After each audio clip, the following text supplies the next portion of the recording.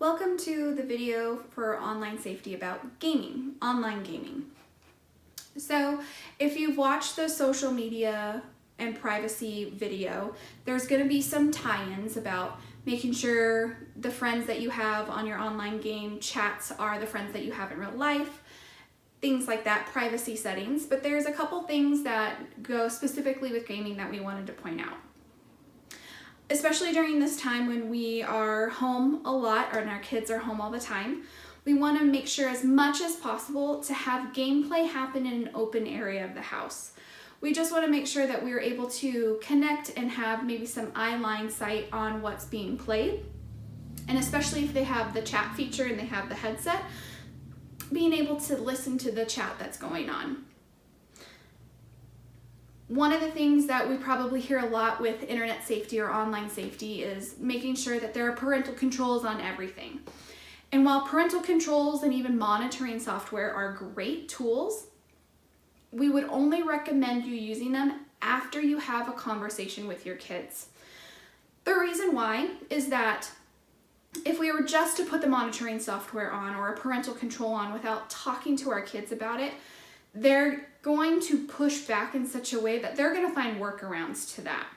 But if we're able to sit down and explain kind of in a rational manner of why we're wanting to put these on a device or a console, of explaining that there's so many ways for someone to get in contact with them and there are so many things that are out there that we want to make sure that we're protecting them. It's not to stop them from having fun or limit their access, but it's just for their safety.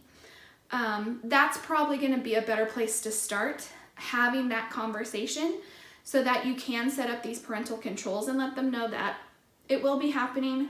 Let's talk about maybe what type of controls we should be setting, having them being a part of that conversation and decisions. You always want to enforce privacy, even while playing games. And so this includes what their username or what their handle is when they're playing a game. So if I was to say my username is Rachel1234, that's not very anonymous. You know my name right off the bat. But if you were to use Rockstar1234, there is no identifying or personal information in that. Probably the most difficult thing to do is setting a time limit. We want to promote healthy breaks from the game. And yes, there is going to be probably more gameplay or screen time during this time that we're experiencing just because of the stay-at-home order. But still enforcing these boundaries is going to be extremely helpful for your kid because they need to make sure that they have a healthy balance of screen time, of online interaction, but also of connecting with people that are in their home. One recommendation: sit down and play the game with them. If you know that they either got a new game or that they're really into a specific game, sit down with them and say, hey, show me how to play level 1 or show me how to play a little bit of this game. Because again, just like in social media, when you're asking them to show you how a certain platform works, when they're able to show you how a game is played, it gives them a sense of empowerment. It gives them a sense of being an expert in something, but it shows you wanting to be involved in having interest in what they're interested or passionate about.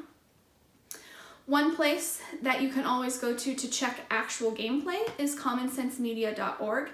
If there's anything that you learn from these videos, is bookmark that website because it is extremely helpful in going over games, movies, websites, how to set up different things, different how-tos on your phones.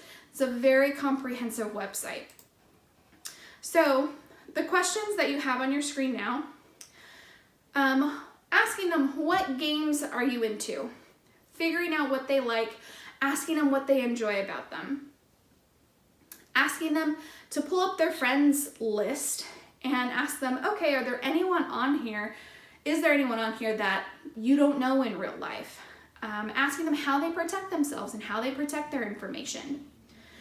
And then talking to them about the chat features that are present in almost any online game, whether it is chat over a headset or a chat box. Letting them understand maybe some red flag questions. So you can see some questions that are listed. Asking personal information, where do you live? What time do your parents work? Or being very direct and outright and saying, send me money, your phone number, a photo of yourself, etc. And then one that has been popping up quite a lot is how many brothers or sisters they have. So again, it's why we caution only having contacts that are friends in real life. But even that can turn into conversations like this. And so we want to make sure that even while they're doing games online, that they're being protected. And so go ahead and sit down with them and have these types of questions and maybe play for 10 minutes and enjoy the favorite game that they have.